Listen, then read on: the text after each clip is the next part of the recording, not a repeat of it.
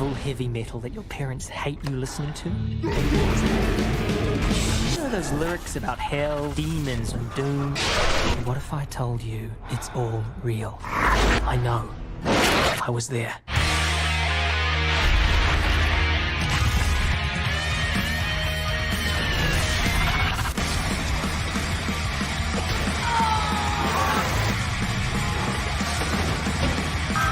You know, I'm not even sure I'm in the right tuning.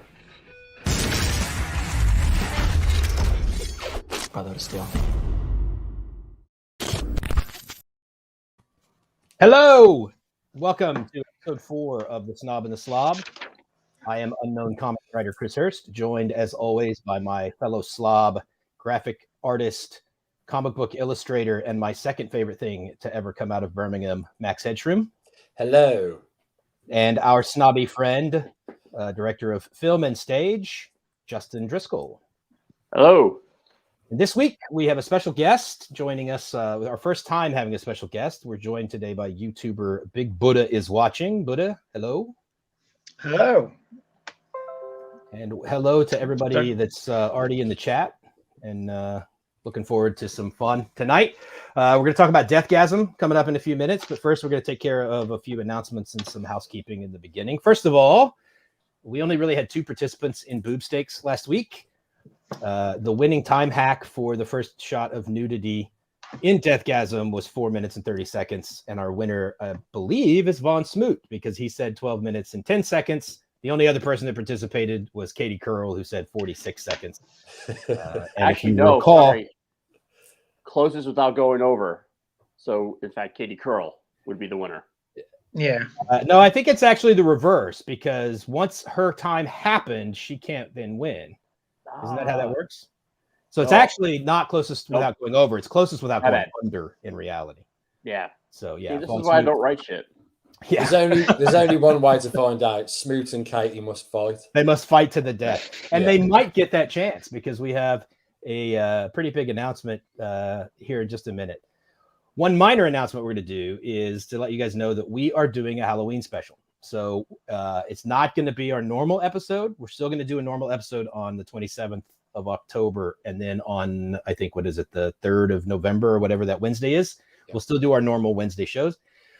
But we're going to have a special pre-recorded live stream on the 31st on Halloween night for all of you guys to enjoy. And for that, we are going to be talking about one of mine and Justin's favorite movies, Faust.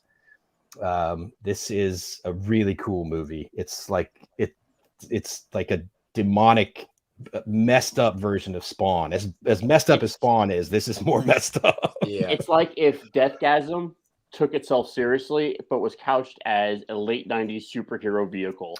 Yeah, Oh, yeah, and it's really good. I've So heard a lot about it. I've never seen it. yeah, it's really, really good movie. So that will be our Halloween special. I see Aria is in the comments, and Aria, you need to hit me up on Twitter. I gotta ask you something. So on to our big announcement that we've teased all week. Drum roll if anybody's got one. It's a really long drum roll. We're going to Thought Bubble. Dodgy. The Snob and the Slobs will be at Thought Bubble this year on November 13th and 14th. For those that don't know, if you're outside of the UK or if you're in the UK and just don't know, Thought Bubble is sort of the nerd prom, I guess, of the comic book community in the UK. It's probably not the biggest con in terms of size, but it's certainly the most fun, I think. And it's a good time. There's a party on Saturday night if you have a weekend ticket, and we'll probably be there. It's where we met, isn't it, Chris? What's that? It's where we met. It is. It is where Max and I met. Many moons ago. 7 or 8 years ago, something like that. Mm. So we'll be there. We'll be walking around the floor. If you're there, come up and see us. If there's enough people that are going to be there, then maybe we can put together a Snob and the Slobs get together. It's in Harrogate, Aria. It used to be in Leeds, but they've moved it in 2019. They moved it to Harrogate. Last year it was a virtual con, obviously. Aria, think about coming down, mate. Yeah, definitely. Come down, Yeah, so. or Dave, you guys as well. Ari is barely 7 years old. So we're gonna have a good time. Like I said, if there's enough Snob and Slobbers there, then maybe we'll do like a dinner or a couple of drinks at the pub just before going to the mid-con party on Saturday night. If they're still doing it, I got to double check with the COVID restrictions and all that stuff. If Thought Bubble's still going forward with that, but it's a good time. So, all that being said, tonight it's Deathgasm, and this obviously, as a heavy metal fan, this movie was right up my street. I loved it, and we're gonna have some fun. So strap in, hit the comments, hit subscribe, like all that boring YouTube bullshit, and over to you, Justin. All right. Yeah, no, this is a bit of an odd one for us. This is actually a good movie. Yeah. We kind of started this off as a discussion about kind of what we initially termed as bad movies or kind of movies that were on the lower end of the quality scale. But this was one that Chris and I had watched months and months ago. Probably, actually, I think just before the first lockdown, we watched it. Yeah. And we kind of remembered that this is like a schlocky, fun, kind of gory horror movie. And then decided that, hey, we should do it. It's a good, solid entry. And then we just figured out that it's actually a really solid movie. And it's a great example of just not complex storytelling or structure or filmmaking tricks, but just really good fundamentals executed well can make a really fun movie. Yeah, I felt like it was Shaun of the Dead meets heavy metal. Shaun of the Dead meets Airheads. Yes. Yeah, I could dig that. Yeah. Right, yeah. And like Shaun of the Dead and Airheads, it lovingly took the piss out of both heavy metal and kind of the horror zombie gory movies. It was taking the piss, but not in a hateful or mean way. You could tell that they really loved both things. Yeah, it's a satire that can only be made if you genuinely love the genre you're spoofing. It's like if you watch any good Mel Brooks movie, it's the same exact thing. Yeah. So definitely. With that all in mind, Deathgasm is a 2015 New Zealand horror comedy. Set in the small town of Grey Point, we follow Brody's journey for connection and self-acceptance during a self-imposed death metal-driven demon apocalypse. A great, gory, fun thrill ride, Deathgasm is an absolute treat. And I will say this, that we absolutely love this movie, but something to keep in mind is it's very metal-focused. It's very zombie gore, like more like Return of the Living Dead, kind of that Lucio Fulci, very gory kind of horror. If you're not into that, you're not going to like it. Yeah, so, there's a lot of like old school Evil Dead quotes in there as well. Oh, absolutely. Oh yeah. Like the possessed are almost identical, really. Oh yeah. Oh no, definitely. But they're much funnier. Yeah, they are much funnier. Yeah. And I need to point out that as far as boob stakes is concerned, this is also a woke movie because we get boobs and some penis. Yes. Yeah. Yeah, we do. I was happy about. Not only we did shout dick steaks at the TV when that came out. It is penis super woke because the penis gets chopped off. So yes, probably ended up as a steak. I mean, you do you. I don't know what to tell you. Before we get into the actual plot, the one thing is, if you want to bring that still back up, I think the opening titles for this movie actually do a really good job of setting the tone and the expectations of the perspective. Because all the animation, the entire title sequence is that very much like kind of metal imagery written in a notebook style. So you automatically from the get-go get a really, really good sense of what the perspective is going to be for this movie. So we jump right in. After the cold open, which is effectively what was in the trailer, we meet Brody, who tells us about his mom was arrested for going on a meth bender and trying to suck off a Santa Claus in a shopping mall. One of the greatest backstories ever. We've all done it, yeah. Right? And then he is thus forced to live with his God-fearing aunt and uncle and asshole shithead cousin. Yeah. Now, this is a great example of how to do show, not tell in your storytelling when you're writing a movie or you're making a movie, or any other creative art.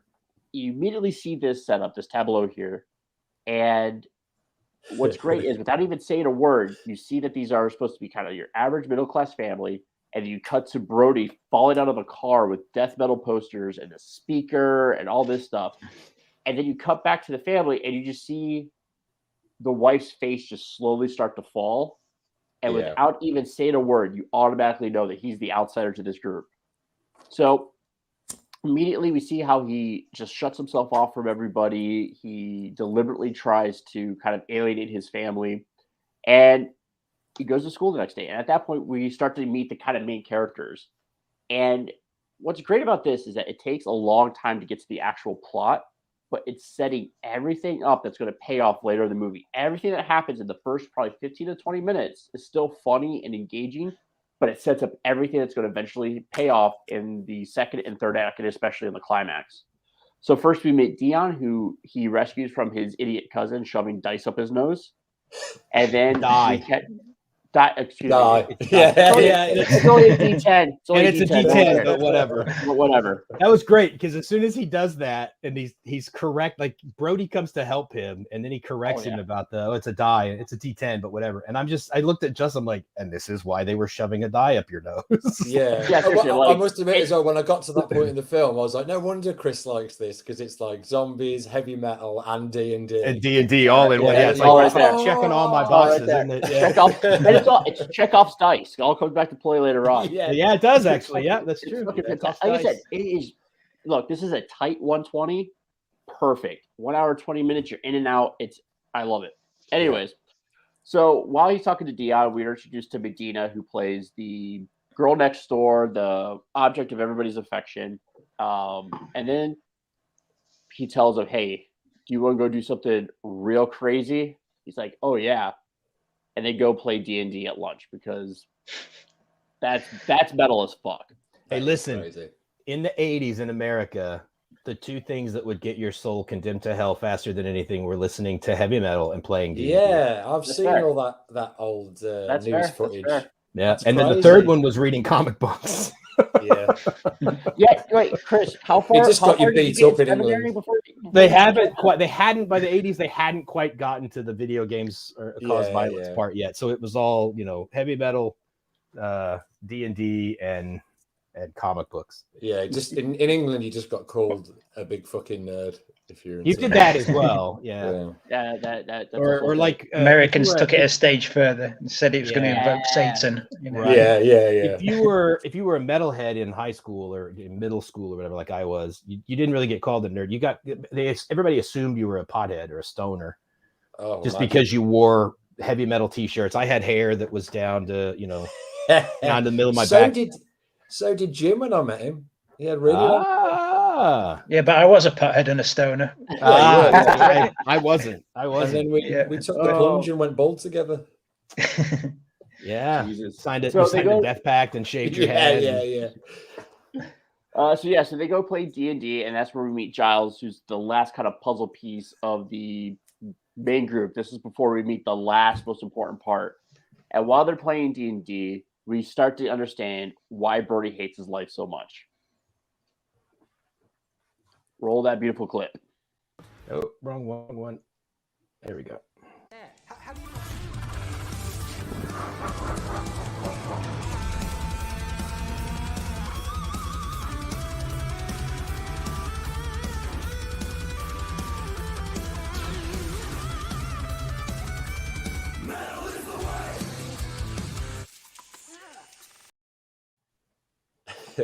Now, when I was making those clips, I did think, should I blur out the boobs? But as of last week, I didn't blur out the penis. I thought it was only right and fair to everyone. That was also the winning. The YouTube algorithm is hopeless at picking up nudity. Yeah, you're all right there. Copyrighted content will cut you like that, but nudity you can get away with. I've discovered. What if it's copyrighted nudity? Hey, then you're in trouble. It can't be copyrighted. So what's interesting about that clip too, and I think this is once again set up and payoff. You see this point where he deliberately, Brody's deliberately trying to shut himself off from other people. He's made some friends, but he thinks they're nerds, so he just puts his headphones on and goes into his own fantasy world to get away from them and all that. And that's great because once again, this all reinforces that theme of Brody just wants to make a connection, and he starts to establish these things. And as the movie goes forward, his major character moments all center around that theme, and it's brilliantly well done. And what's even better is it doesn't call attention to itself. Yeah, it's surprisingly slick for a low budget B movie. Yeah, oh, absolutely. Yeah, I was surprised. Just how well done the characterization was in this. I was not expecting because yes, he was in Power Rangers. Yeah, actually, funny enough, 3 of the kind of main characters of this movie were in 3 different Power Rangers series. That's my childhood right Power there. Rangers. Brody was a Power Ranger. He was one of the Power Ranger, and then the evil woman at the end that is doing the Aloth come into me thing. Yeah. She was in Power Rangers, but I'm not sure if she was a villain or if she was one of the Power Rangers. But right. Yeah, Brody and Dina were both Power Rangers. But they're all New Zealand actors, aren't they? They are, which is weird because the Power Rangers is an American show. Ish. It's an American. It's an American production based on a Japanese. Stolen by America. Yeah.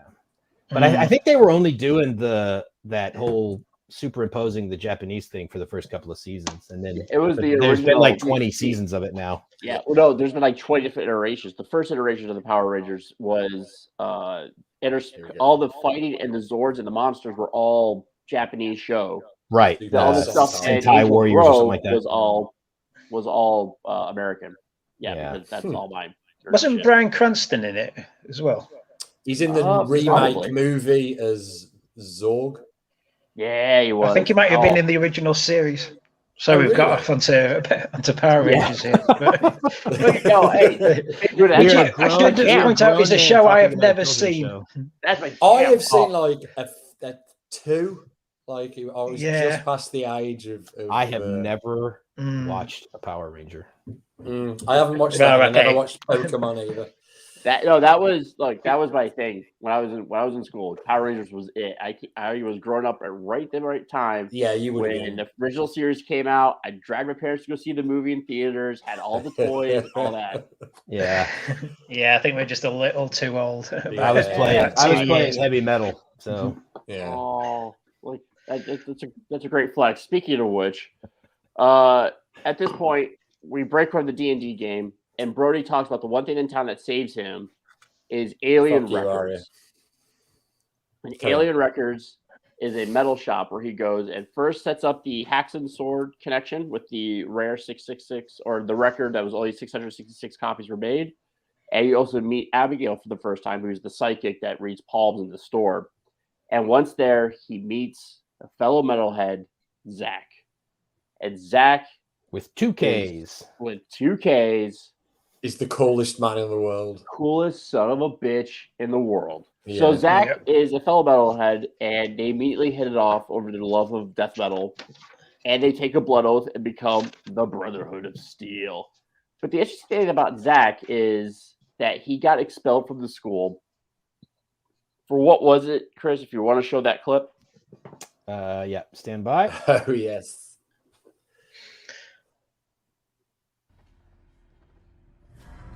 Brody. Nice technique. Great shading on the demon penises. Oh, is that me having hot pokers stuffed up my rectum by skeletons? Yes, sir. Nice likeness. Very detailed. 2 weeks detention. That was the wrong played clip. The wrong clip, didn't you? Still pretty funny though. Here's the correct clip of why Zach got kicked out of school. But again, that's Zach got expelled after stabbing a kid with a math compass because he stepped on his King Diamond tape. Or was it a set square? Right, I'm gonna be honest right now. Any of you step on a King Diamond tape or CD or record, you can stab me. I'm stabbing your ass with a compass too. I just noticed this. Stab someone with a compass. Set square is funny. I just noticed this. When he first is jumping through the air and he says he stabbed a kid with a compass, he's actually holding a compass. And he says, wait a minute, was it a set square? And then he's holding set square. It changes. Just noticed that. Very Edgar Wright. What were you going to say, Buddha, before the second clip?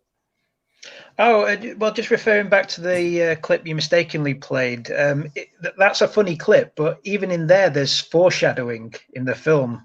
because he's talking about getting demon cocks shoved up his anus, and then what happens to that character later on? He starts shitting blood. You know, it's all layered in. You know, it's like an onion. It's sort of smart, dumb humor.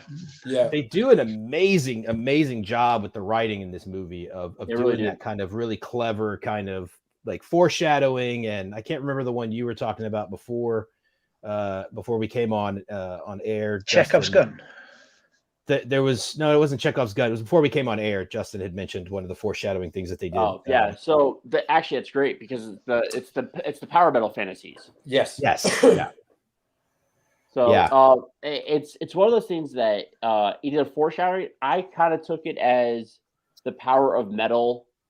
Once you're connected with it, gives you these powers. So, for example, in Brody's power metal fantasy, he's just shredding like an absolute god, and that's what saves him at the climax of the movie. Medina, who her power metal fantasy later on in the movie is she's wielding an axe, and that's what saves her at the end of the movie. Or it could be foreshadowed, but like you said, it's just those really creative ways of just kind of seeding these ideas that ultimately do pay off later on in the narrative. It's just absolutely fantastic. Yeah. But it doesn't call attention to itself either. Like, that's true. Because they're all presented as jokes, so you don't realize it's exposition. Well, it's like if you want to show that last still you showed up, Chris, with the when they make the blood pact and become the Brotherhood of Steel, that's the razor blade that Brody uses to cut his palm and to form the blood pact. Yeah. And what's great is that pays off huge at the end of the movie. Yeah. But it's just there. Like, you don't think about it. You just know that it's there. And it's just a great way of setting it all up. That's also a sort of an in-joke for heavy metal fans because Dimebag Darrell from the band Pantera was known for wearing a razor blade necklace. So anybody that's a big metalhead would have picked up on that as well. I think what the director it was a metalhead. Had to have been. This was based on his. Yeah. So what I liked about it was, so I'm not a metal fan in any way, shape, or form, and it's just, and not I'm being dismissive. It's just not something I've ever got into. So when I saw the trailer, I thought, and I'm not sure about this. This doesn't really look like my thing, but. I liked that it didn't take that aspect too seriously. Like he knew kind of how ridiculous being a metalhead could come across, and he played with that. You know, it wasn't like this is hallowed ground. You know, this music, and you know, it could send itself up. Which I think is a great way of inviting an outside audience in. Absolutely. And that's what I was getting at before when I said that they lovingly took the piss out of both metal and horror, that they accepted and embraced the absurdity of both. Yeah. That there's a lot of B horror movies that are really silly and kind of over the top and take themselves too seriously. This isn't one of them. They like, and the same with metal. Absolutely. I mean, you look at a band like Manowar that runs around in, shirtless with loincloths on. It's kind of silly, but it's fun. And so these guys, the filmmakers here, they embrace that. And like you said, Buddha, they just it's pitched just perfectly. It knows that it's silly, but at the same time, it still delivers the goods. For metal fans and horror fans. Yeah, and Von Smoot says the nods to metal are without being in your face, and then he follows up with it's just enough. Just enough. And that's the truth. It's organic to the storytelling. It makes sense within the context of what's happening. It's not like, hey, look at this Easter egg. You know it's an Easter egg. But the one thing I would like to follow that up with is that it's silly. It doesn't take itself seriously. But the one thing it does very, very well is it never undercuts the threat. When the demons come into the movie, they are a threat. Now, they get dispatched with really funny ways, and they fight them off in really funny ways, but they're never treated as anything less than the threat that they are. And that the ultimate bad guy, when Aloth comes into play later on in the movie, that is a threat. That is not treated lightly. The whole circumstances are funny. It's treated with, it's dispatched, but the threat itself is never undermined, which I think really helps kind of sell the legitimacy of the movie. Yeah, definitely. There are stakes. Absolutely. They're very clear setup stakes, and they all have meaning. So after the Brotherhood of Steel is formed, they decide to go and just become Hellions in Great Point. including setting fire to their school lawn and hailing Satan.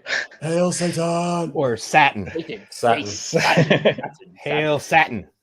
And bit of a after all polycotton this- blend man myself, but you know. I mean, you do you. I'm not here to judge. After that, they formed the titular band Deathgasm with Dion and Giles, with Dion on the keyboards and Giles on the drums.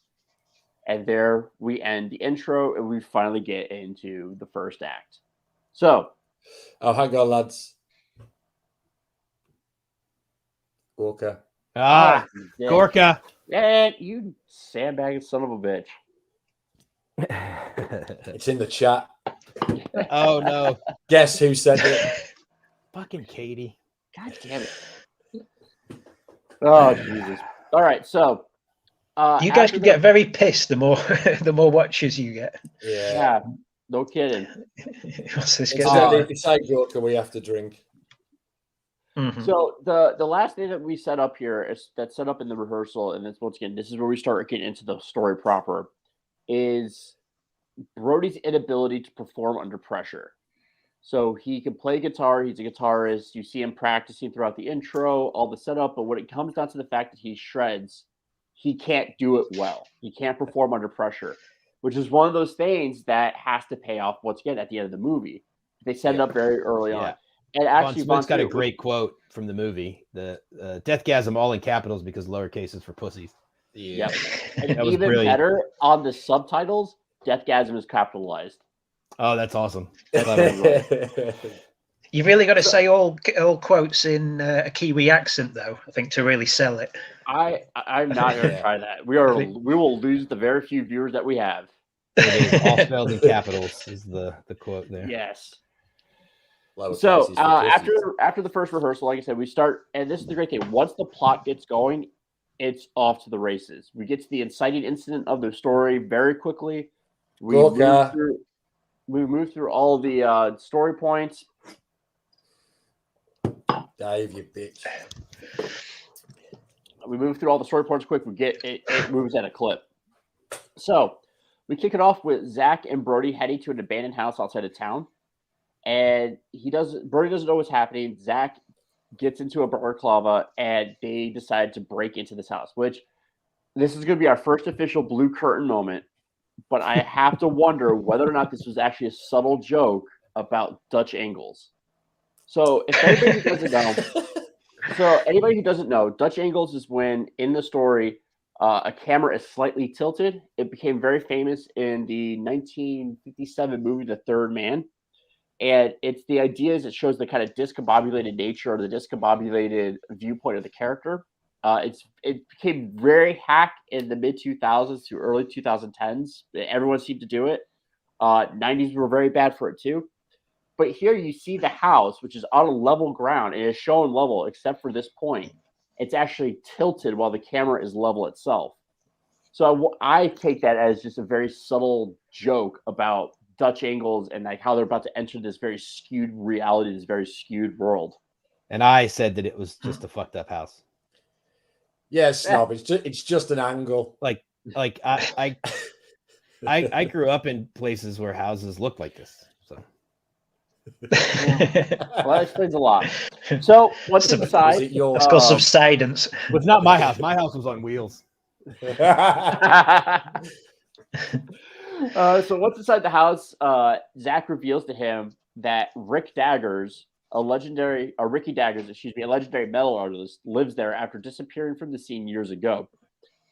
After they search through the house, they end up finding his body on a tattered mattress in the middle of this just strewn out, trashed out room with a wall of amps along the far wall, which will once again set up and pays off later on.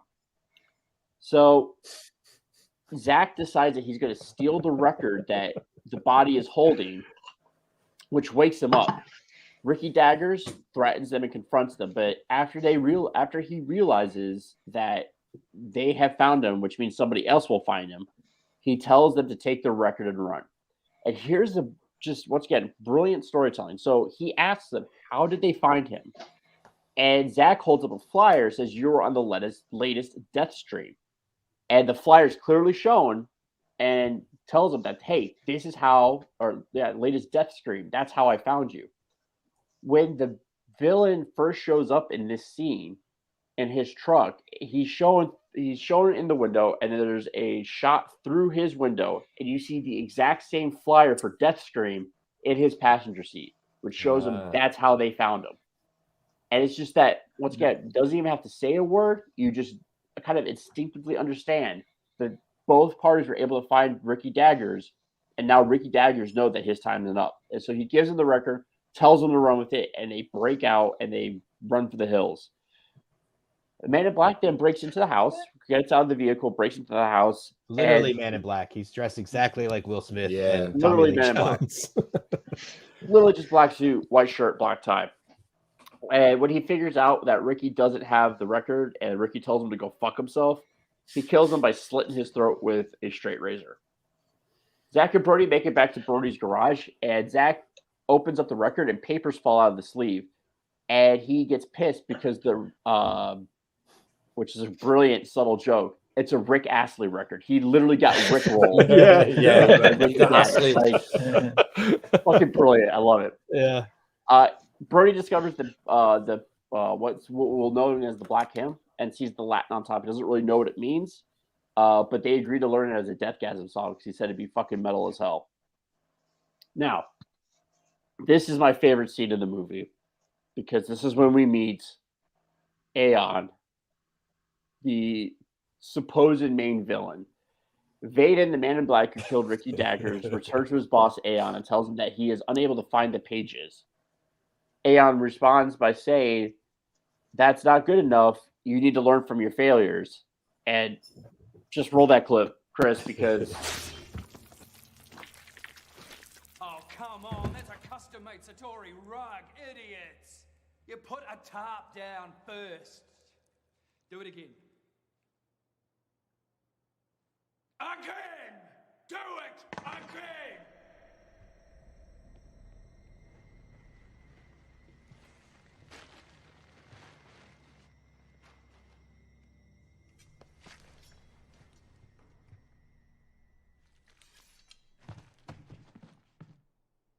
That's good. Now, do it again. I just love the flourish at the end of it. Just very much. There was you cut it, but there. That's the most important scene in the movie. Go on, Jim. No, I was just saying there was another joke that you cut off, but again, it was another. Exposition. It was a bit of exposition disguised as a joke. Well, actually, Chris, I know what you're about to say, but I'm going to just follow that thought real quick. You're absolutely right, and this is actually one of those things we made jokes about it being a woke movie with the dick sticks and all that, but it's actually really interesting how they treat the female characters in this movie and how they end up being empowered throughout the story. Because you're right, she shows up. The joke is that he's giving his commands, and then she comes up from under the desk, obviously giving him a blowjob, and he pushes her back down. Well, first when he says yes, he says yes, that's good. And then she comes up, and so you don't know if he's talking about the decapitation or what she was doing, and then then he pushes her back down. Yeah. I think the suggestion is that he's getting off more on the decapitation. Yeah, I think that's he's getting head in both senses of the word. Yeah. Oh, brilliant. No, this is the reason. This is the most important scene in the entire movie. Is that one? This is a brilliant way to do exposition, and I'll talk about that in a second. But this scene, by doing that funny, absurd, put the tarp down and do it again, that's the filmmakers telling the viewer, hey, listen, we know this movie is crazy. We know there's a lot of absurd, nonsensical stuff. We're in on it. Yeah. We're not taking ourselves too seriously. And then that gives them license to just go ape shit in the rest of the movie. And they do. They take full advantage of that. Yeah. But the exposition part of this, it's a great example of what Blake Snyder called the Pope in the Pool in the book Save the Cat. And Pope in the Pool comes from an unpublished screenplay where these investigators are briefing the Pope on this this plan to steal art from the Vatican. And while they're basically the investigators are giving out the entire plot, they're doing the exposition while the Pope swims laps in the Vatican pool. And so while you're receiving this exposition, the only thing you can think is the Vatican has a fucking pool. And so the trick is to drop in that exposition in a way that the audience doesn't realize they're getting exposition. And in this case, Aeon basically tells the audience all about the Black Hymn, why it's important, what needs, we're going to summon Aloth the blind and blah, blah, blah, blah, blah. Yeah. But the only thing you notice is, one, what Von Smoot said, that is the biggest room in the entire world. Yeah. And two, the decapitation, that whole do it again thing is hilarious. Yeah, I will. You're going to distract away from it all. I will say that even without the context of the whole movie, that clip is just brilliant. Yeah. But it's interesting too, because two things that also this does. One, yes, it is an exposition dump, but it's great because it doesn't give away everything.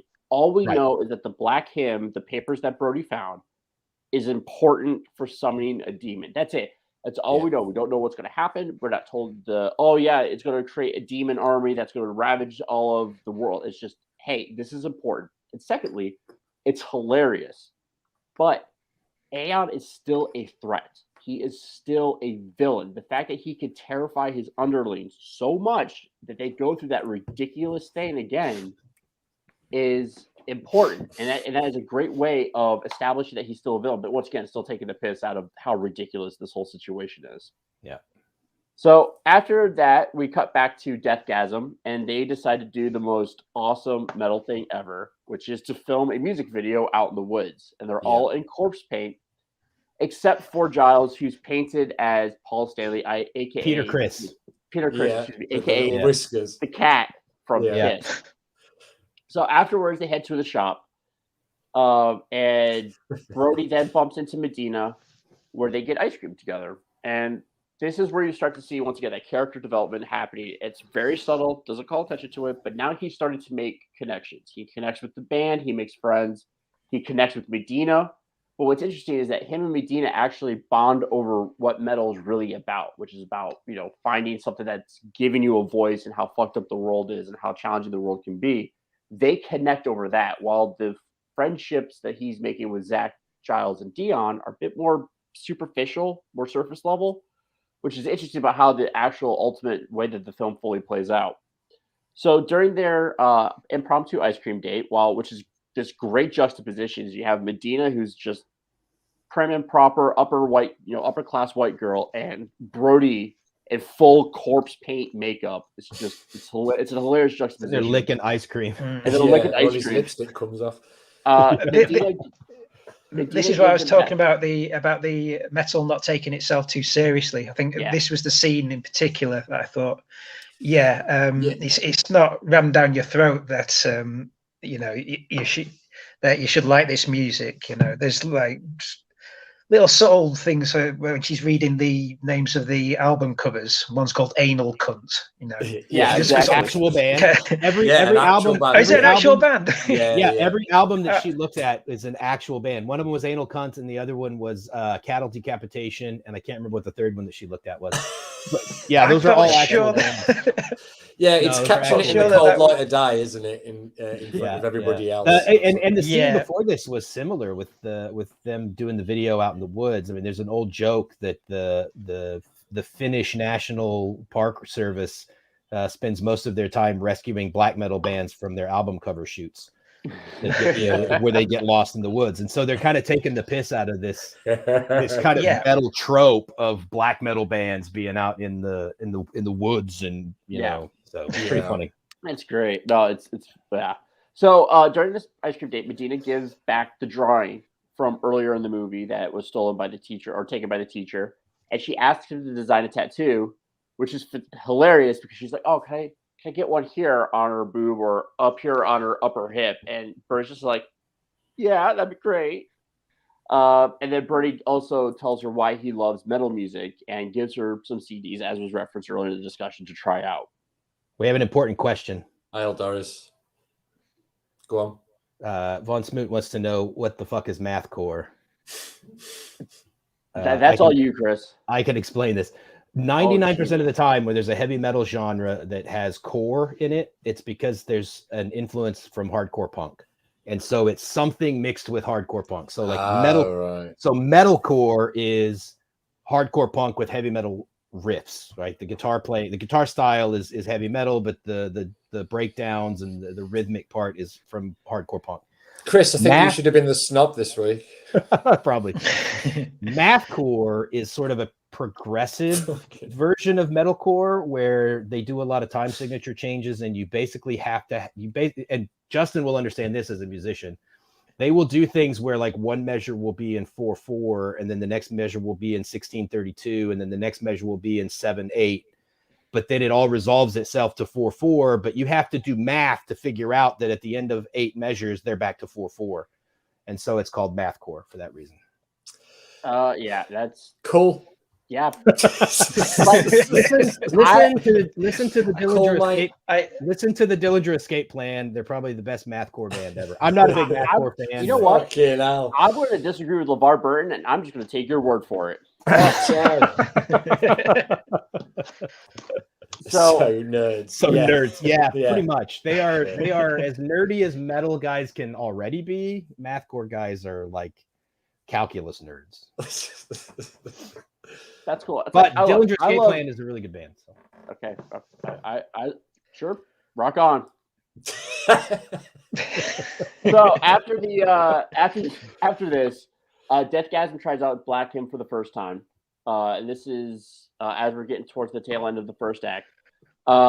They stop completed. They're interrupted. What's great here is that the audience starts to see the impact of this song, but not the full impact. But they have no idea what it's doing. So it's built in that there's this dramatic tension that we kind of get a hint of what's coming, and they don't know. And when everything goes to hell, it goes to hell. Yeah. During this point too, Medina tries metal and falls in love with it. And this is where I was coming back to the metal fantasies. Her metal fantasy at this point is her wielding a giant battle axe, which is her weapon of choice throughout the rest of the movie. In class, Brody finishes translating the Black Hymn, and which the Latin translates to summoning the king of demons, a black hymn for gaining power and fortune. After that, Brody is beat up by his cousin and his cousin's friend, and his earring is ripped out. And the one thing I do appreciate here is that the violence in this movie is very cartoonish. It's very over the top. It's very graphic, like just ridiculously so. Like as you saw with that decapitation scene, like it's just obnoxious. But this is what drives Brody to try the Black Hymn for real. And this is what transitions us out of the first act into the second act. It's the crossing the Rubicon moment. And the violence here is brutal. It's mean-spirited. It's not played for laughs. Like he's being held down and getting the shit kicked out of him. Yeah. When he's walking back to the house, he's all just brutally beat up. You proper feel sorry for him. And you feel for him. They shoot it in a way that you... Yeah, they shoot it in a way that you really hate the two lads that are doing it as well. They're quite vindictive, absolutely. But it shows that there's a discrepancy between real world violence and movie violence. Yes, one's a lot of fun, the other is far from fun. Yeah. There's also a really important kind of writing thing that happens in the transition from Act 1 to Act 2, and that is that Brody takes positive action. And for any aspiring writers out there, that's an important aspect of a good protagonist in a story. Is the main character needs to be proactive. The plot shouldn't happen to them. They should make a conscious. But doesn't that black I actually thought it was a plot point. Yeah, I think that's the power of the Black Hymn, is that he might have been. I didn't even notice that. That's a good point. Yeah, he's healed after. Because I think the rest of the film takes place over like the same day, doesn't it? Yeah. After he plays the Black Hymn, he stands back up, doesn't he? And he's like, "Oh, do I look different? Do I?" And that's why I look different. Now that you mention it, his eye is better. I must have been making a note at that point. Oh yeah, I noticed that. We're making a drink. Yeah. The Black Hymn. Yeah. Oh, we could do that. What's that? And make a drink the Black Hymn. I like where this is going. I want to play with this. Let's throw that out. Hang on. Let's throw that out to the audience. as a challenge for next week, come up with a recipe for a drink called the Black Hymn. And Marmite and Guinness. And we'll see if we can come up with a winner. Yeah. And I'll make it and drink it. Max, I'm just telling you right now. Well, maybe we'll try them at Thought Bubble. Max, okay. No one's come up with a recipe yet, Max, and you've already lost. So we'll try them at some point. We'll try out the recipes, and then we'll make that the official Snob and the Slobs alcoholic beverage or adult. There we go. Adult libation. We'll talk about some merch down the road. Is the Snob and the Slob, Slob and the Snob drink recipe book. Yeah, that'd be great. Yeah, there we go. I like it. I eventually got to the tail end of that joke. I apologize. We'll have to have a drink. We'll have to have a drink called the Gorka. Yes. Oh, Jesus. That's just hating life. So, is that a good year, Buddha? After they're all good. Brody is beat up. So after Brody is beat up by his cousin, his friend, we cut to Zach siphoning gas out of a vehicle, and Medina shows up to give him an diesel. No. And yes, this is where the humor comes back in. So he's siphoning gas. You just see him siphoning gas. Medina walks up to him and asks, "Hey, are you siphoning gas?" He's like, "Yeah." It's like, "Do you feel guilty?" Play that still. What's that? Do you have the ambulance still?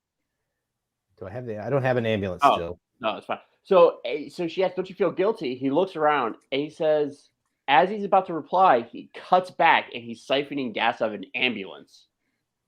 And he just says, "No, not guilty at all."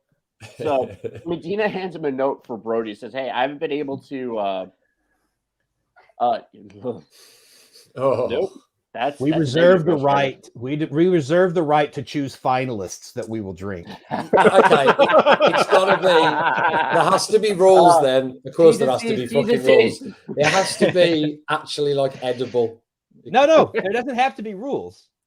We are going to pick the finalists that we will actually try. So if you try, if you end up making something that's not consumable, we're just not going to do it.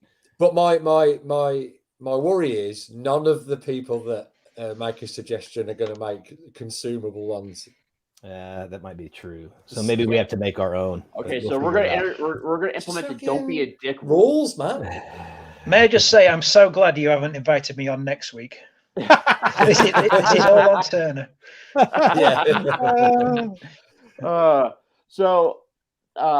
So as we were talking about earlier, Brody heads home, all beat up and just dealing with the fact he's being beat up. So before that, Medina hands Zach a note for Brody to meet up with her so she could talk about the metal music and all this stuff later on that night. As Brody's dealing with being beat up and everything, we show Zach meets up with Medina instead, lies to her about Brody, saying that he's not interested, and ends up hooking up with her that night. Mm-hmm. So after that, they go to. There's actually there's a scene earlier in the movie that sets that up, and again foreshadows really well. No, good point. Where Brody says something to Zach about low. It's when he's stealing the record from Ricky Daggers. Oh, that's right. When he's stealing the record from Ricky Daggers, and he's like, "Oh, stealing a record from a dead guy. That's pretty low." And Zach looks up and he goes, "Oh, I can go a lot lower." And then later he does go a lot lower. Yeah, he does. So at this at rehearsal that night, Brody is just like, "Fuck it, we're doing it," and they play the Black Hymn in full, and then pass out, and then the whole world goes to hell, which is hilarious. Like, you see all these people just like stumbling around, throwing up blood, and then you see a baby pram throwing up blood out of the pram. Yeah. Like, Jesus. And this is when the violence really starts to get cartoonish and really over the top. But they're all being infected by the devil, aren't they? Yeah. Oh, it's fucking brilliant. I love it. Fucking love it. So that's Chaos Raids as the demons take over. They wake up the next day all hungover, and they don't know what's happened. This is where Brody talks about, do I look better? Do I look stronger, more powerful? Yeah. And he doesn't. His shiner is gone. Yeah. And then they all split up. At school, Terry, who's now demonized, tells Brody that Aloth the Blind is coming. that can he hear the trumpets? He's going to pull out his intestines for 1,000 years, use his ribs as toothpicks, and that he'll roast his nuts over an open fire while they're still attached, of course. And then he sort of disappears, slides back, like that. slides out. Oh, it's fucking great. It's a great scene. And once again, it's a threat, but it's just stupid. The other interesting thing about this too is so the main demon is called Aloth the Blind. Everybody that's not a full demon has something covering their eyes. So Terry shows up, he's wearing sunglasses. The teacher is wearing sunglasses. Zach's dad is wearing a bandana over his eyes. Mm-hmm. And then when all the demons fully come out, they're all blinded. Yeah, I wonder if that's, I mean, it wouldn't surprise me. Excuse me. I wonder if that's a Lovecraft reference with having Aloth the Blind, because I wouldn't be surprised, in the Cthulhu mythos, Azathoth is the blind idiot god. Right. Yeah. Maybe. He has a bit of an idiot god, let's be honest. Yeah, I can see that. So that day in school, in math class, the teacher that took Brody's drawing from earlier, he ends up being possessed as a demon, farts and shits blood all over the place, and then cartoonishly throws up blood all over. I agree, Ralphie. Student. Death to all butt metal.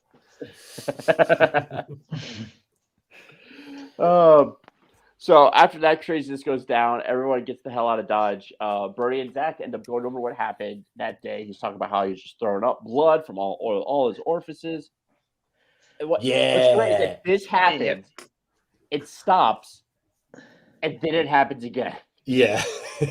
I looked at Justin right before this is the teacher throwing up on a student. Right before this is when the teacher starts shitting blood while he's writing on the board. And I looked at Justin, and I'll throw it out to Buddha and Max. Do you guys remember the remake of Bad News Bears? What, sorry? The remake of Bad News Bears with Billy Bob Thornton? No.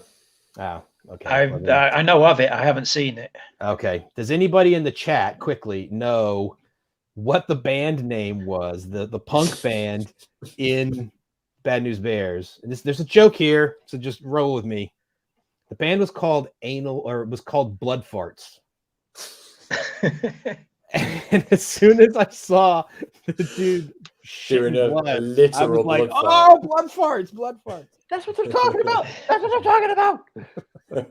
So what I'm saying is Deathgasm and Bad News Bears exist in the same universe. I think that's fair. Yeah. I agree. Exist in the same continuity. Mm-hmm. I'd say this is the scene where that will depend on whether you like the film or not. I think because this is the scene where you really you by this point in the film, like, you kind of go, okay, I know what this is. You know, this is over the top splatter. Yeah. It definitely is. It definitely weeds out the weak, as it were. Yeah. Definitely. Maybe this would be a time to talk about influences on this film, because this was the point where I thought, okay, early Peter Jackson. Yes. That's a really good point. Yeah. I mean, Dead Alive. Dead Alive, or Meet the Feebles and Brain Dead in particular. Like, like 3 of my favorite B movies. Yeah. But I mean, of course, the Kiwi connection as well. So you get all this, that sort of Kiwi humor thrown in there. Well, and they probably all love Peter Jackson.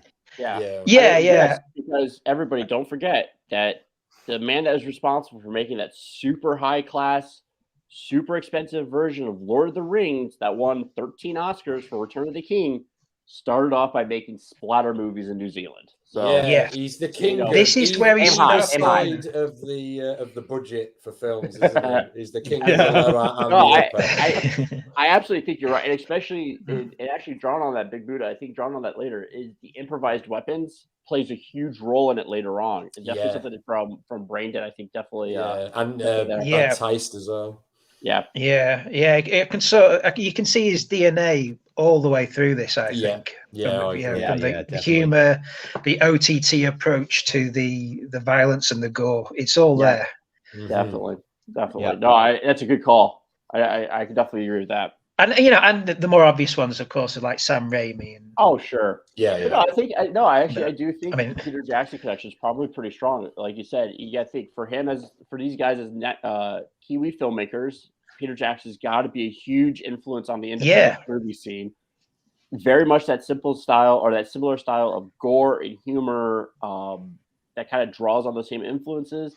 Probably had very similar influences film wise that kind of led to these type of movies. I think that's a very good analogy. Yeah. Well, I mean, if you're a Kiwi and you're a filmmaker, I mean, Peter Jackson's got to be the template when you look at. Yeah, absolutely. He's the benchmark that you want to hit for. He's the one that got out for a career. Yeah. Yeah. Yeah. No, no, absolutely.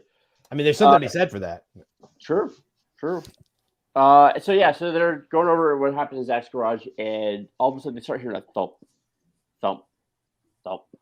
And this is when we realize that Zach's dad has been demonized, and he attacks them in the garage, starts trying to kill them and choke them out. Brody grabs an angle grinder off the tool rack and cuts into his face with it, and they eventually struggle and fight and push him off, and this is what happens.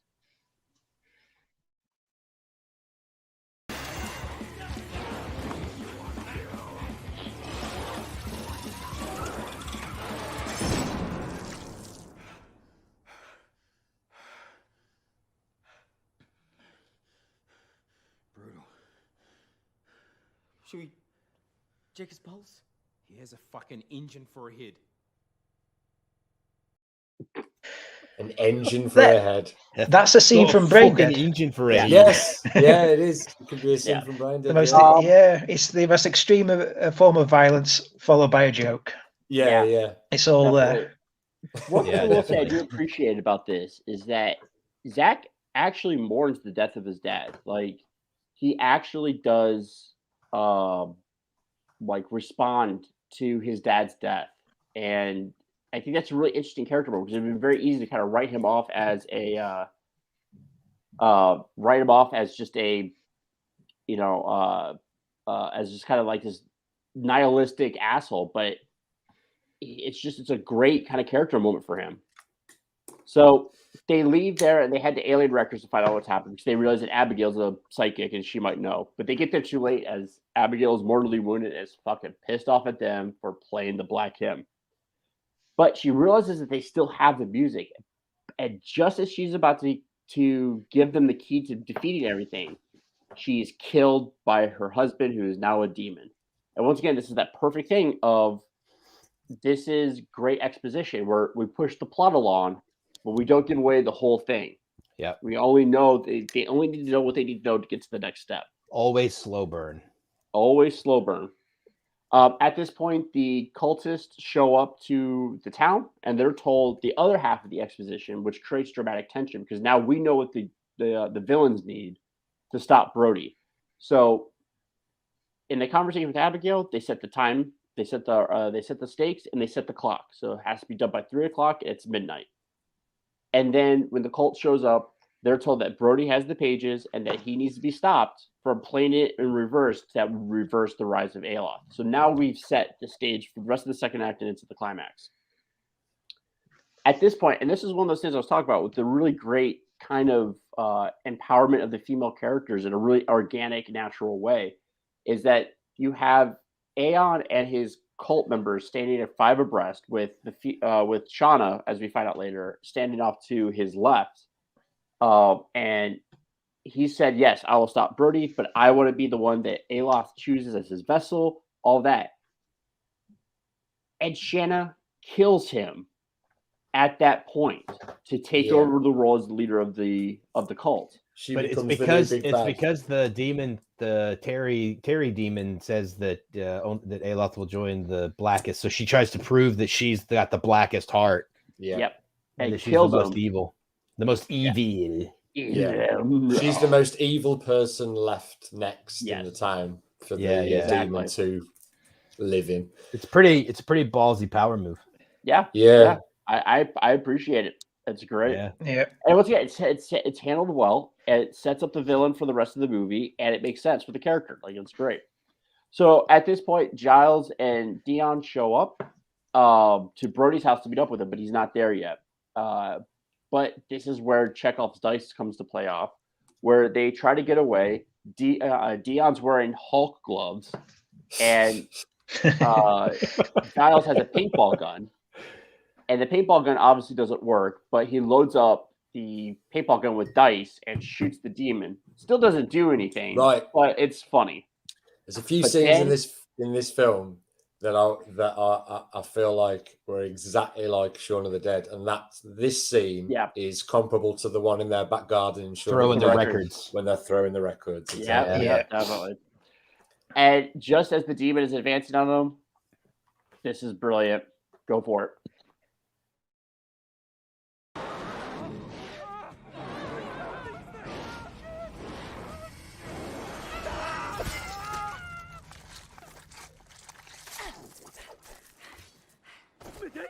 What's up?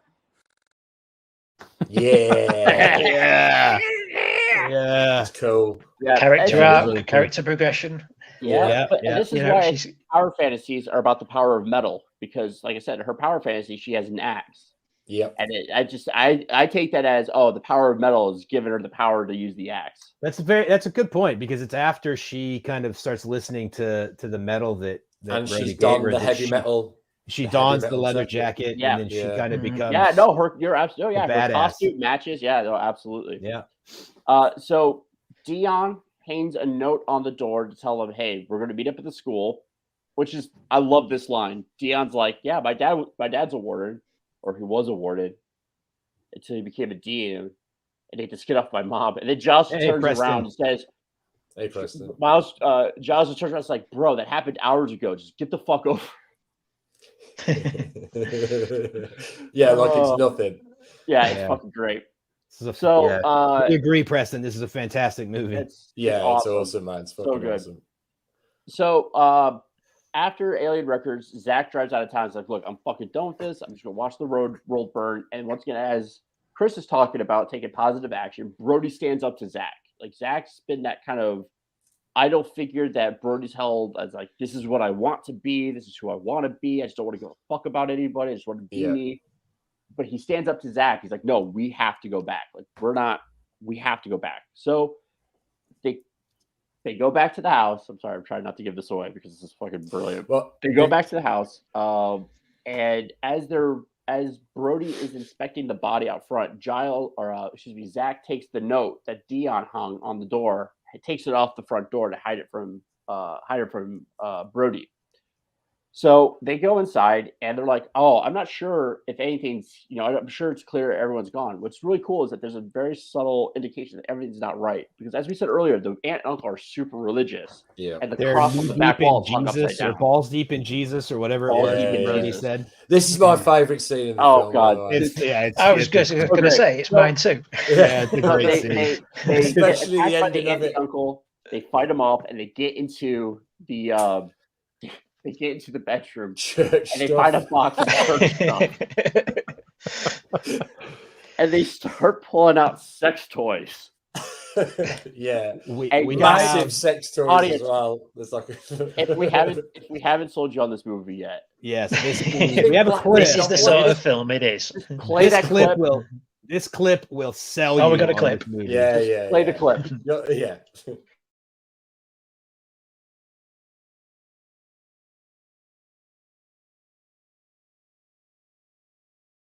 What? Oh, fuck! Why would you do that?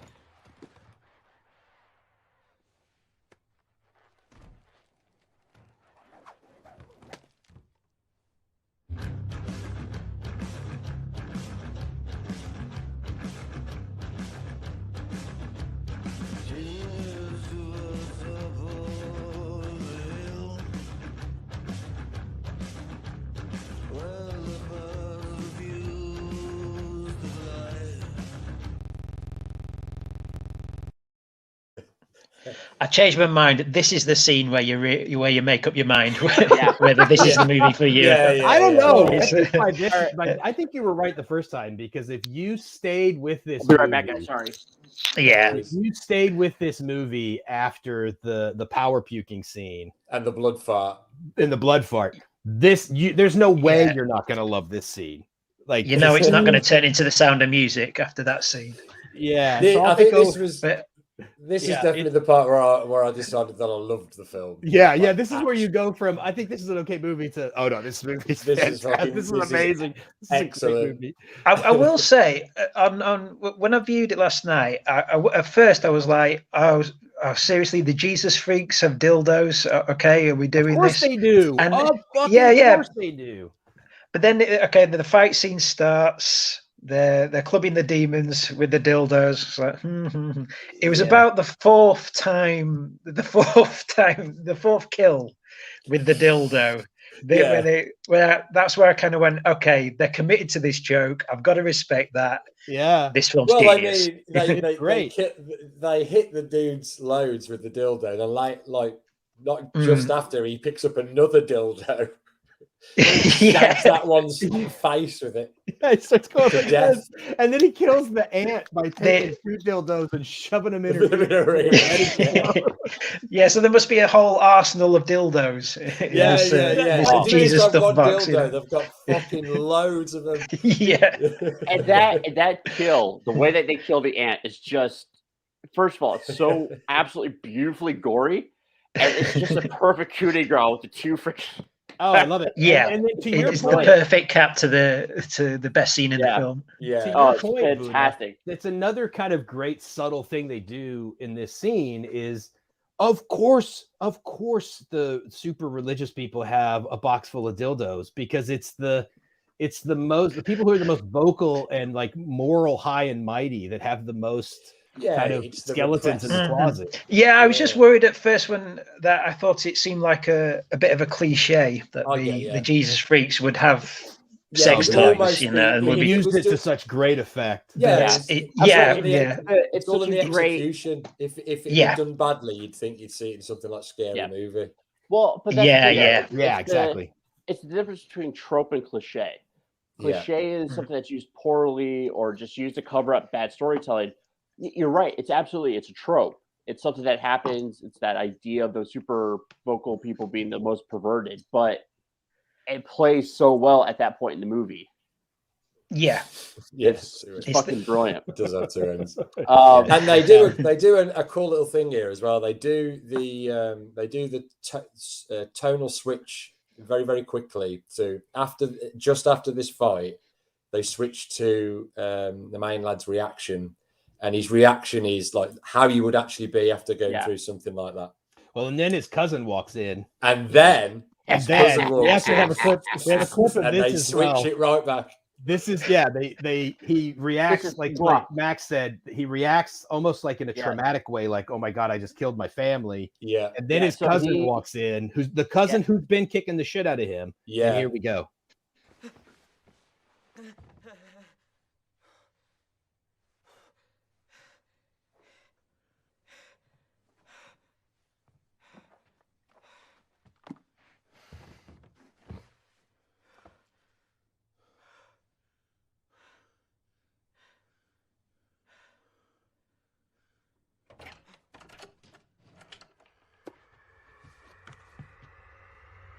What the fuck?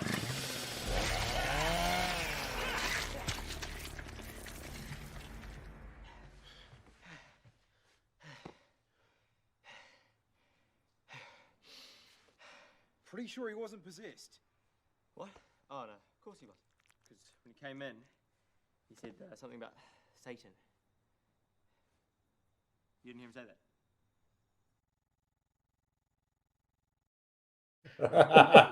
That's my favorite joke in the movie. Oh man, that is so. See, that's an original brilliant. kill.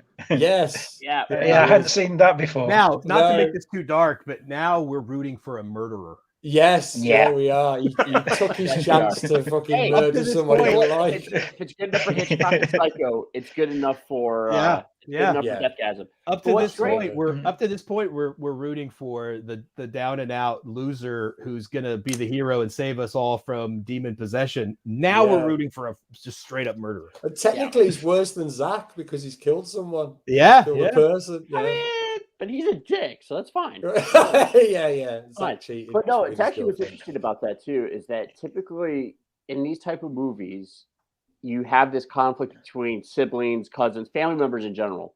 That this severe trauma is what brings them together as people. They realize that they're bigger than their differences, that they need to work together to stop the demon horde. Like he's going to be a drummer that can help really bring everything together. So that not this family. Fuck you. You're gone. Yeah. That's something about Satan. Yep. That's what I'm saying. Did you hear that? Yeah. So he goes back into his room. It's never mentioned again either. Nope. Neither of them I love it ever again. So he gets his guitar. He heads back in, or he goes back to the room, gets his guitar, and the pages blow out the window. And so Brody's like, "Hey, we have to get the pages." Zach's like, "Fine, fuck it, let's do it." But we have to arm up, and they kit up with improvised weapons, with like a weed whacker and a guitar with a drill on the end of it, the whole nine. And they go off, and they find the pages, and they fuck up demons. It's a great montage because it covers the time.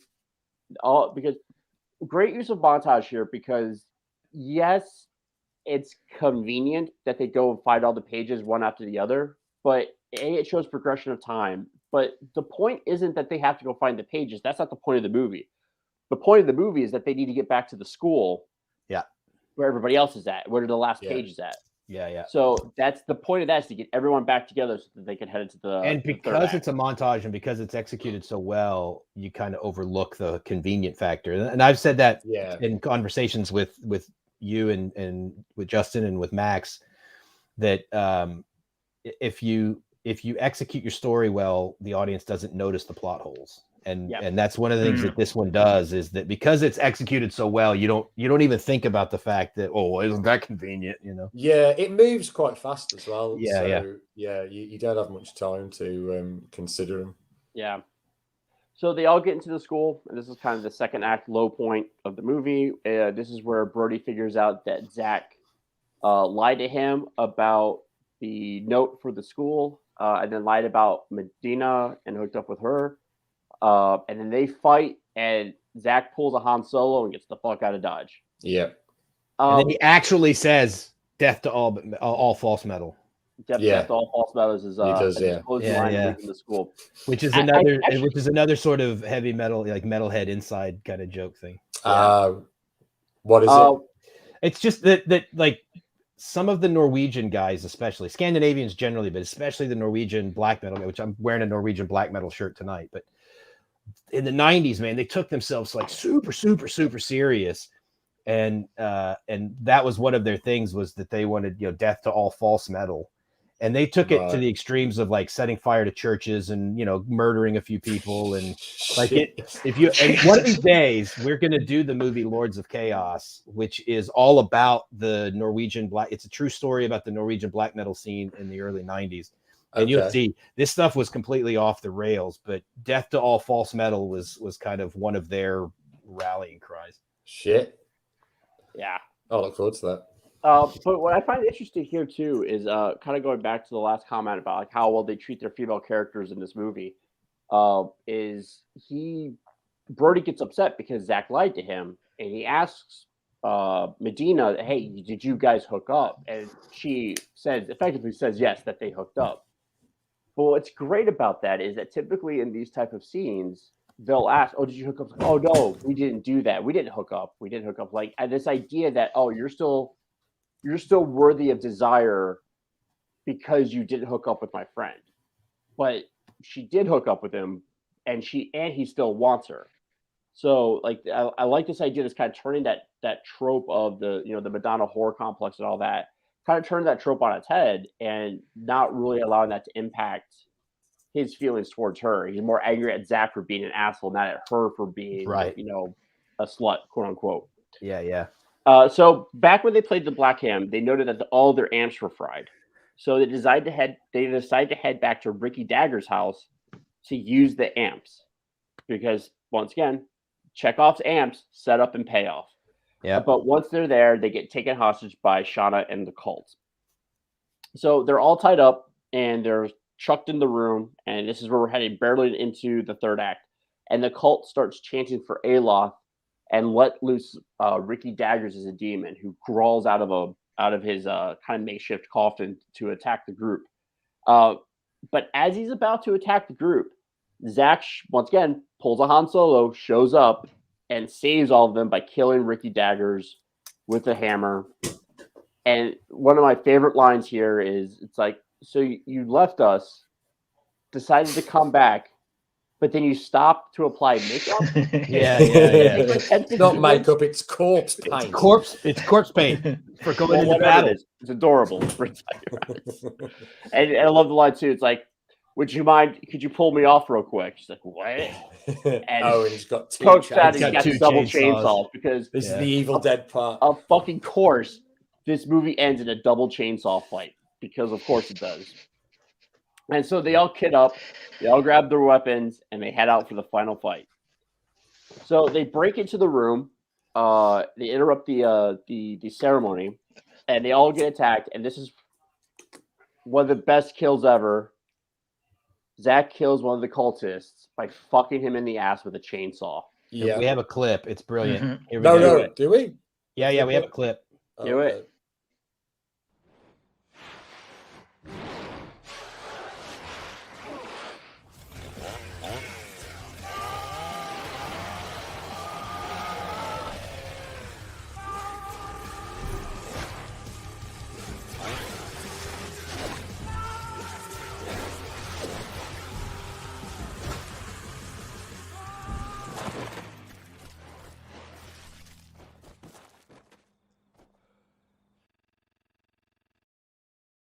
Thought that it was a clip of the chainsaw. It was. Yeah, it was. I was hoping later the that chainsaw ass fucking.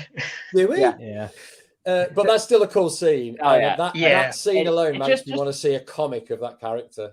Definitely. Really Just cool in case looking. you still might have kind of took this movie seriously, don't. Yeah, just don't. Don't. Yeah, I So, proper love that bit. before this, they all break into the room. Brody heads over to the amps. They all start fighting. Zach gets pulled out to the window, which leads to this scene.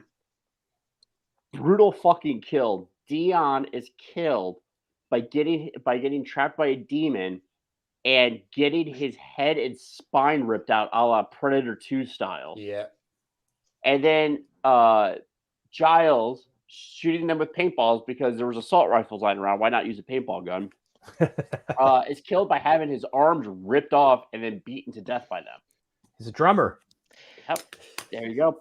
Yeah. You see, it's such a super creative film, I think, because definitely. But this is the climax to the movie, and they could have just so easily phoned it in, just gone, okay, at this point, let's just have lots of mayhem, lots of chainsaw bloods, but the all the kills are super creative. Yeah. The well, I'll keep on referring to it, but the ass fucking chainsaw. I thought, I was at this point in the film, I was kind of drifting off, but there's always something that will draw you back in and go, that's great. I'm back into this film now. You know what Zach told that demon zombie as he was doing that? What did he say? As fuck is my speciality. That's it. We did a callback. Way to do it. No, actually, you're absolutely right. Because usually in movies like this, you'll get one scene of really good gore, like one really solid kill. That's where they put all the money into it, and that's what they get. But they lean into it. Once this movie takes off in the second act, it's just nonstop fucking mayhem. It's like Clive Barker levels of gore. But it just goes crazy. It's great. I know this film was made like a really low budget, wasn't it? Like something like 200,000, and yet it's I barely noticed. Like I never thought like how cheap. Well, maybe like one or two bits here and there. For the most part, I was so engrossed in the story throughout. Because But, it's in the execution. It's good filmmaking. Yeah. There's so many low budget films. Like if you get the right creative team, they can make something great because they use what they've got instead of overreaching or missing the directive skill to make any. Like Verotica, we always go back to that. That had a much bigger budget, right? But because he was so inept making a movie, that's what makes it so fucking shit. It really didn't matter the budget that he had. It's just awful. That had a bigger budget than this. Yeah, that had $1 million, I think. Hey, Coke's not cheap, and inflation's a bitch. Yeah. I think it's when you've got a small budget, you have to highlight the positives and hide the negatives. Yeah. And you've got to do what you can do really well and do a lot of it. And obviously what they can do really well is these gory kills with comedic effect. Yeah. And so they just go all out with it, and then they hide, they sit back and don't do the things maybe that they're not as good at it. And it creates a great movie. Necessity is the mother of invention, and absolutely, this is like just a really, really inventive film. Yeah. Because it had to be, because they couldn't afford to coast by on a big budget.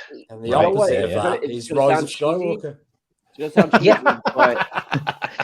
Just phoned in every respect. It's just not cheesy, but they had heart, and I think that's what really drives this movie. Is that they had a lot of fun making it. And they cared about the subject matter, they cared about the story, and they cared about what they were doing. Like you could just tell that this movie has so much care and feeding that goes into it, and it feels like a real team effort as well. Yeah, like I mean, the main cast are great, but a lot of the supporting cast are also really good. Like what's the name of the rocker that he's only in one scene? They go to his house. Ricky Daggers. Yeah, he's only alive. He's only in one scene, but he's really funny. Even like the guys that are doing the decapitation onto the tarp.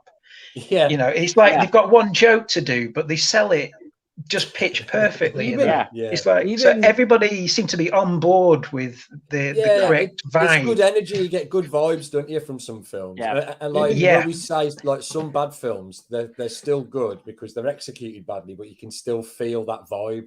Do you know what I mean? It's just that missing piece that makes it funny. But this film has just got it all. It really ticks all boxes. Yeah, it's even Justin talked about how important Aeon is as a threat earlier in the movie. He's only in, I think, 2 scenes. Those he dies in the second one. Yeah. But they're able to effectively create him and the cult as a threat. And I think even Shauna is only in a couple of scenes. She's only in. She's the punchline joke of the decapitation scene. She kills Aeon. And then as we get to the end here, the clock strikes 3, and then she goes to absorb the soul of Aloth, and she is doing her thing, and then she gets killed by Zach, and then Zach ends up assuming the. Does she take her top off? Yeah, she takes everything off and stands there. She's like, just do it. But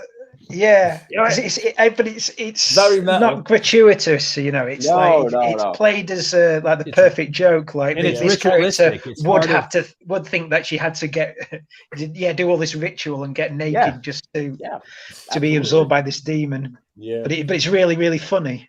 The way it's executed, because it's just so out of the blue. It's like, okay, this is where I get naked, and it's torn right through the tits. So this is interesting because now Brody has to conquer Zach, and if you really want to, Zach becomes the demon Aloth.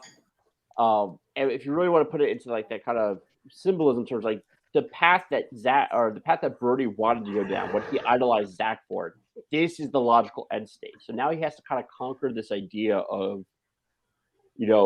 all the bad parts of death metal and all the bad parts of kind of metal culture. And he finally stands up to him, and he finally comes through in the clutch and overcomes the big gap where he couldn't shred in the first rehearsal. He fucked it up with the shooting of the video, tripped with the chainsaw, like couldn't perform under pressure, and he shreds like a god and puts Aloth back at bay. And with Alof now, with Alof back at bay, Zach is now in human form again, but he's still possessed. And he's still possessed by Alof. It's trying to come out of him, isn't it? He's trying like to come out of fighting it back. Exactly. And he's trying to fight it out of him. And he tells him, it's like, look, you have to fucking kill me. You have to, like, I am not strong. I'm not strong enough to fight this. And this is where he takes the razor blade that he made the pact for the Brotherhood of Steel and slits Zach's throat and finally finally sends Alof back to hell. And that's pretty much the end of the movie at this point. We have a little bit of a denouement. Medina has fully 2 months later. Yeah. Medina. They all become text. Looks a lot like my shirt, doesn't it? Yeah. It does, doesn't it? Yeah. I wonder where they got the idea for the 2 months later logo. Yeah, so Medina and Brody are together. Medina's fully kind of assimilated into the kind of metal lifestyle. Yeah, she's like the new sexy rock chick. She's like Olivia Newton-John at the end of Grease. Yeah, yeah, and she's got a tattoo that's clearly been drawn on with a Sharpie. Oh my god! I was like, I mean, I've been called the Painted Man, and I can tell you that that's a terrible tattoo. Yeah. And so as the movie's just about to end, Zach comes through the record and fucks with him, thinking that Alof is coming back. And then we get the credits, and then we get a brilliant post-credit stinger.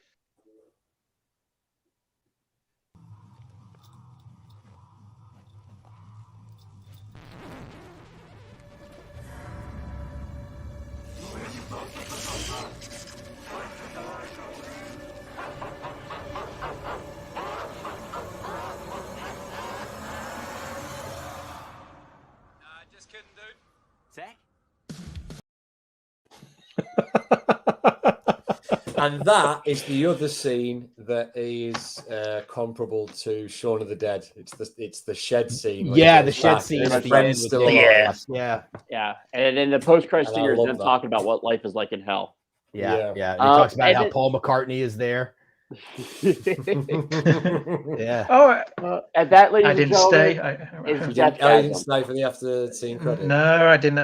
Yeah, there's a great bit at the end where Zach is talking to Brody through the record, and he tells him like, "Oh yeah, it's great. Jimi Hendrix is here, and he's starting a band with Paul McCartney and all that." And that's a throwback to the '60s when there was a rumor that Paul McCartney had died and been replaced with a body double.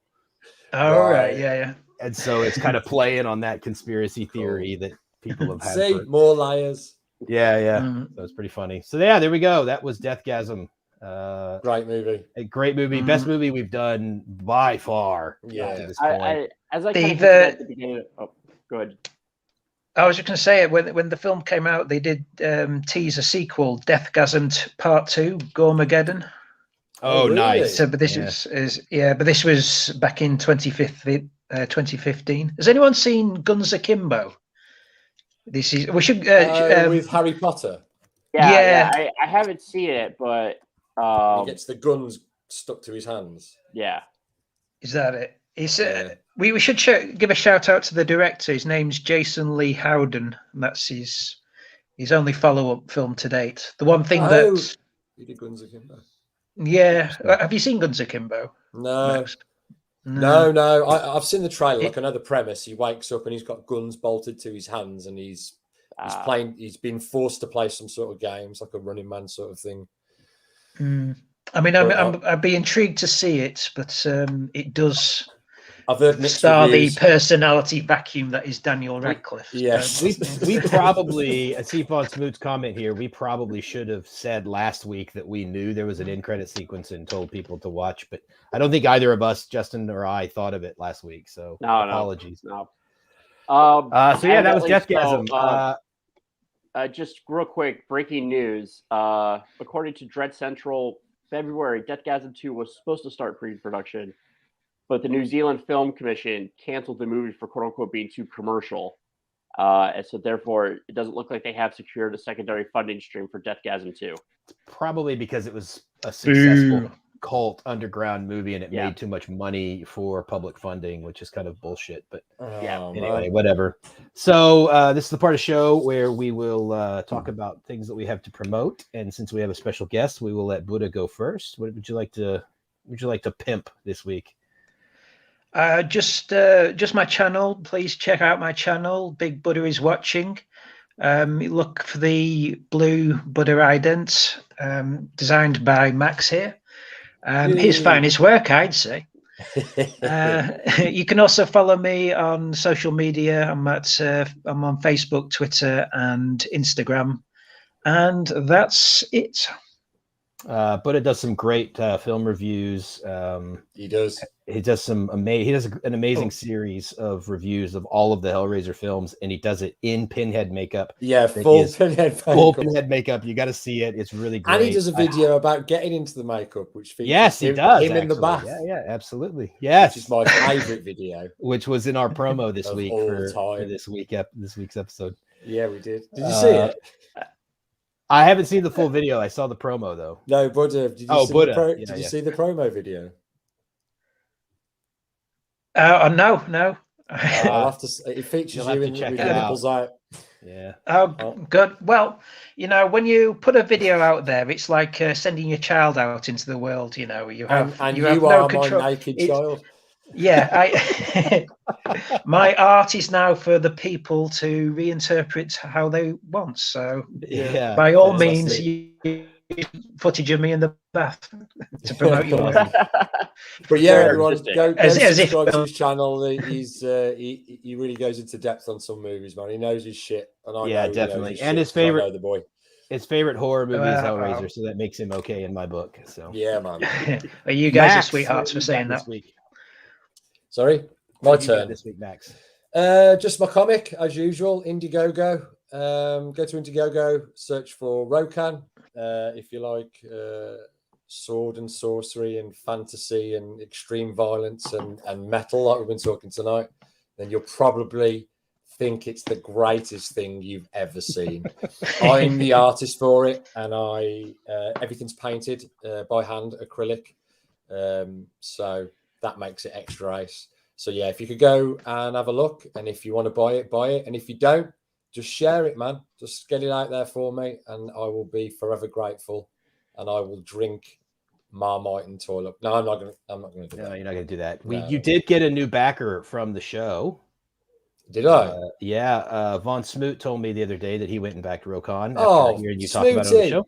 You're my new best friend. Thanks, mate. Yeah. Hopefully we'll get you over that sooner rather than later. Yeah. And of course, I'm Max Headshroom on most platforms. M Headshroom on Twitter. Give us a follow, and I'll fill you in on the channels and the comic as well. Yep. And Max has another show on the channel. Yep. Saturday mornings in America, Saturday afternoon in England, 3:30. It's a much less organized show than this, and which I like because we need the contrast. And it's a call-in show, so we put the link out there for anybody to jump on and have a chat. We'll basically start talking about Castlevania this week, and within 5 minutes, we won't be talking about Castlevania. We'll be talking about Arya's hair or something. But feel free to jump on at any point. It's all open.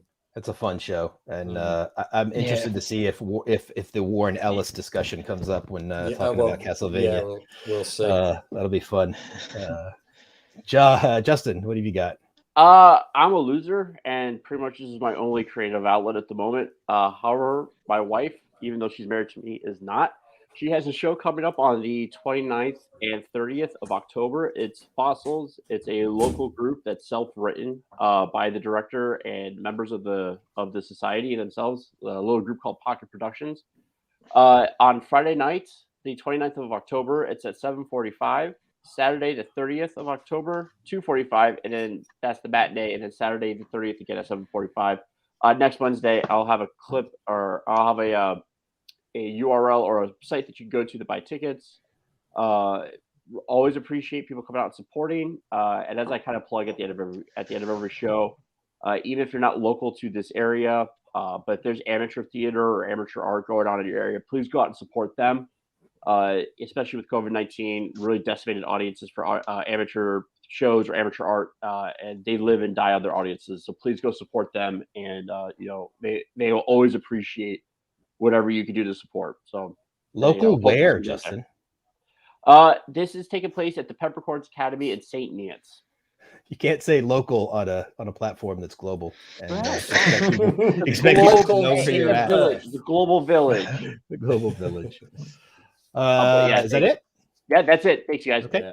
Yeah. So I've got a couple of things this week. The script for Heavy Hitters, the short that we're going to put out first, is done. It's been turned into the artist, and so we will hopefully have something. What's that?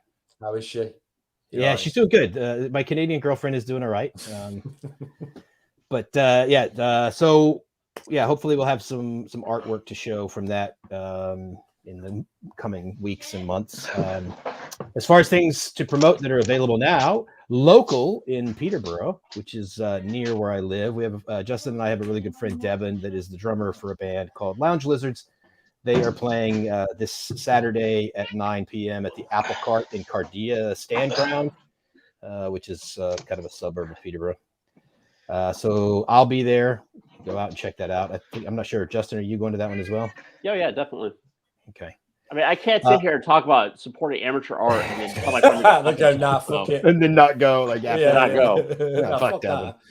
Yeah, no, they're a really good band. I think Devin told me that about Devin's been spamming our group chat with rehearsal videos and stuff, and they're really good. Devin's a phenomenal drummer. And I think Devin told me that the band is only doing about 1/3 of their set is covers, if I remember right. So about 2/3 is originals. So should be really good. The other thing I'm going to promote this week is a friend of mine whose son is in my daughter's class in school, is a published author with HarperCollins. His name's Darren O'Sullivan. He has written an Audible original under the pen name B.B. Thomas called The Rain. As of just the other day, he was on the cusp of cracking the top 100 on Audible. For anybody who's ever done anything independent or published anything through Amazon, you'll know that getting into the top 100 of any category is a big, big deal. And when that category is downloads, that's a huge fucking deal. So check the book out. I haven't listened to this Audible yet. I have downloaded it. It's in my queue. I have read some of Darren's other work. If you like psychological thrillers along kind of the Gone Girl kind of area, he's a really, really good writer. That is all I've got for promotion stuff. Follow me on Twitter at Chris A. Hurst. Instagram is Chris A. Hurst as well. If you can find me on Facebook, follow me there. You can try to friend request me or whatever you want. But that's all I've got. Anybody have any last words? Bye. Go watch Deathgasm. Oh, Gorka. Yes. Gorka. We do have nice one, my dude. For next week, we will be watching Lady Terminator. Don't forget to get your boob steaks in the comments to this video, or tag me or Max on Twitter. And also, that little cheeky chappy in the background is our new guest. Our special guest next week. Special guest next week is Andy Conduit Turner from Hawk and Cleaver, also from Horde Comics. Really cool guy, really knowledgeable on movies. And the other thing I was going to have people do, start tagging me and Max in social media and commenting on the video to tell Justin to get a Twitter account. Yes. Justin needs to interact with the audience and needs to be more sociable. So get him to come out of his shell and get on Twitter. We really need that. So I think bully him. What's that? Yeah, bully him. We want peer pressure. We want. That's good. We on Snob and the Slobs advocate cyberbullying. Only to you. Only to you. Anybody else, be nice to them. But if it was anyone else, I'd have a serious issue with it. Wow, thanks. I really appreciate that, Max. That's great. Yeah. really. All right. So if nobody has anything else for this week, we'll end as we always do with the John Waters quote: "Get more out of life. See a fucked up movie."